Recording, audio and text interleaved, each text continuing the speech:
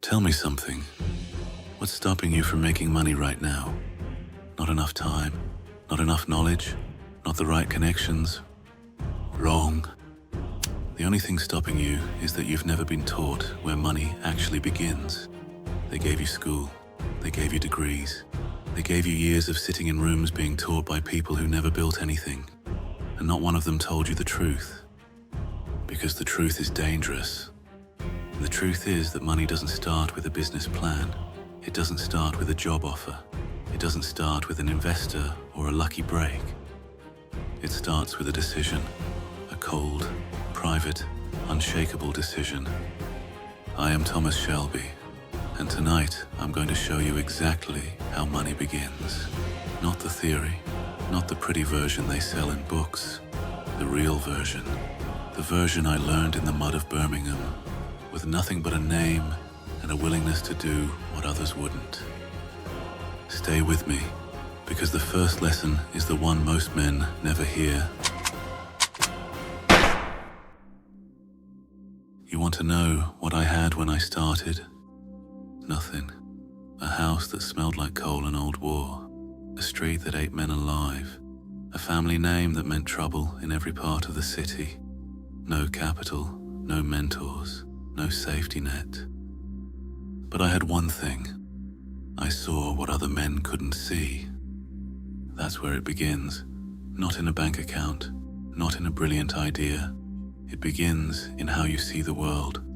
And most men see it wrong. They look at money like it's a reward, something you receive after years of being good, working hard, following the rules. They think patience is the same as waiting. They think loyalty is the same as dependence. They're wrong on every count. Money is not a reward, it's a language. And like any language, you either learn to speak it or you stay silent while others make decisions over your head. So the first thing you must do before you touch a single deal, before you say yes to a single opportunity, is change what you believe about money. Stop seeing it as something that happens to lucky people. Start seeing it as something that moves. It flows, it shifts, it pools in certain places and drains out of others. And if you understand the flow, you can position yourself in its path. I watched the men of Small Heath work their whole lives for someone else's money. They were loyal, they were strong, they put in the hours, and they died with nothing to show for it. Not because they were weak, but because they never positioned themselves. They stood in the wrong place, decade after decade, and wondered why the water never reached them. You will not make that mistake, not after tonight. Here is the second truth. Money begins when you stop selling your time and start selling your thinking. The world will always pay you for your hours. Show up, work 8 hours, take your wage. Simple, safe, and completely limited. There is a ceiling on that arrangement, and the ceiling is low, because the world only needs so many hours from one man. But the world has no ceiling on what it will pay for the right idea, delivered at the right time, to the right person. When I moved the Peaky blinders from street fighting to business, I didn't do it with muscle. I did it with thinking. I looked at what the city needed. I looked at what no one else was supplying. And I walked into that gap before anyone else could see it existed. And that's the move. Not harder work. Smarter positioning. You have to ask yourself one question every single day. What does this city need that it cannot find? Not what you want to offer. What does the market want to buy? Because those two things are very rarely the same. Most men build things they're proud of and wonder why no one pays for them. The answer is simple. Nobody asked for it. You solved a problem that didn't exist for anyone but yourself. Before you start, before you invest a pound or an hour, you find the gap. You find the thing people are already paying for that no one is doing well enough. And then you do it better, faster, with more precision. That's it. That's the seed of every empire. Now I need to tell you something that will make you uncomfortable. The beginning of money requires that you disappoint people, not strangers, people close to you. Because the moment you decide to build something, the moment you start thinking differently, speaking differently, spending your time differently, people will notice, and they will not applaud you. They will ask you where you're going. They will tell you it's risky. They will remind you of everything you could lose. And underneath all of that, beneath the concern, beneath the advice, is one thing. Fear. Their fear, not yours.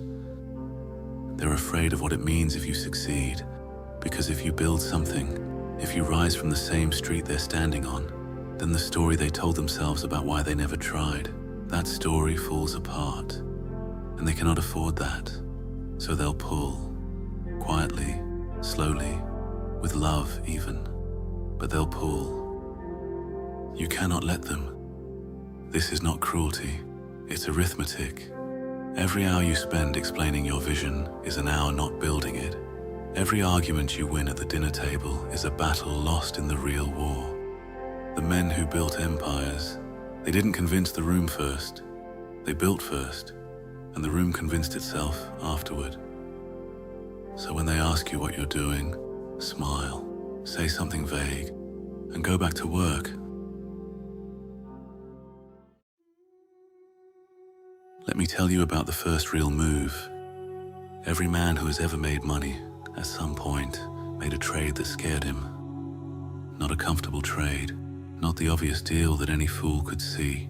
A trade that required him to give something up before he knew what he'd get back. That is the moment.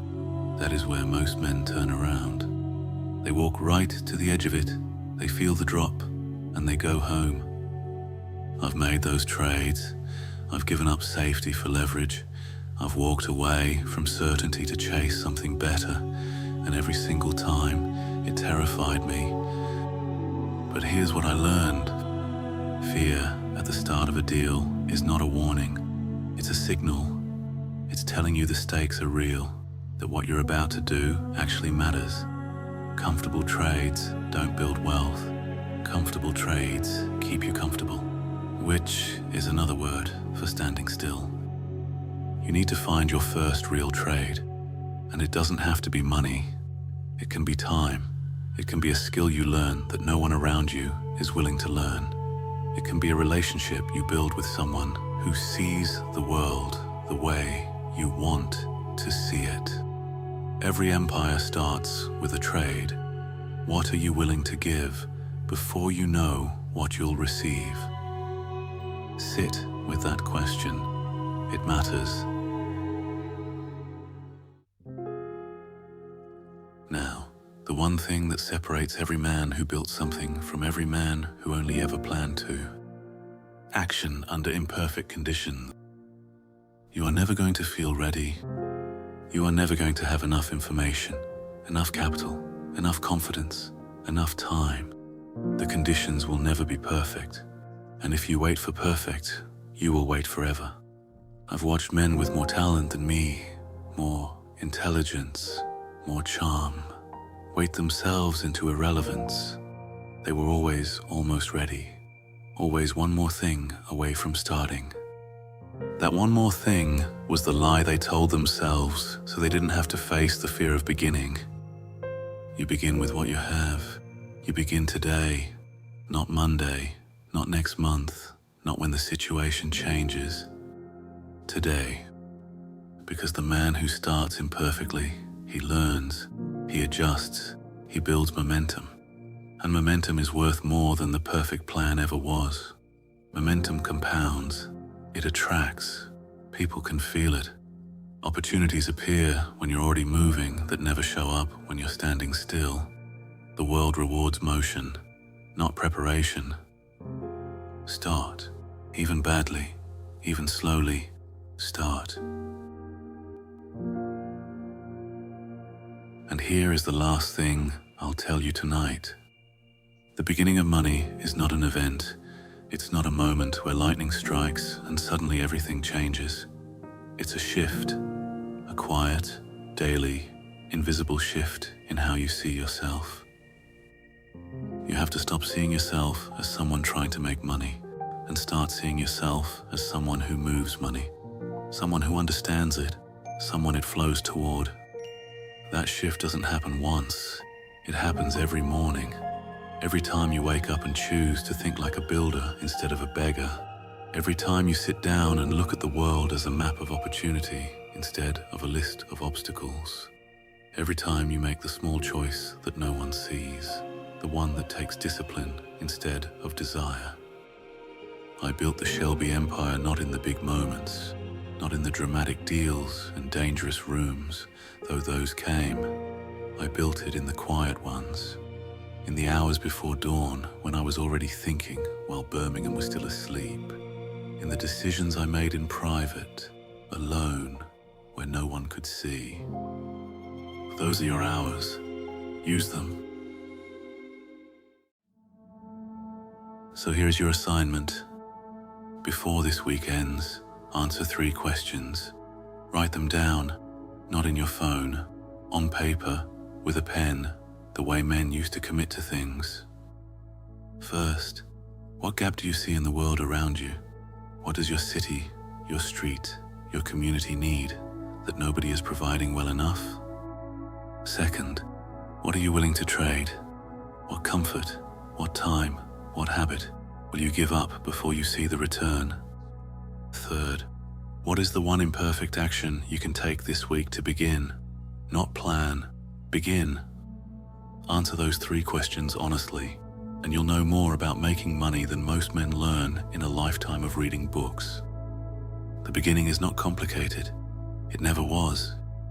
It just requires something most men refuse to give: the decision to start. If this reached you, share it with one man who needs to hear it, because the right words, at the right time, change the direction of a life. Subscribe, stay with this channel, because the next lesson goes deeper. You came here for the beginning of money. Next time, we talk about what comes after. I'm Thomas Shelby, and you've just taken the first step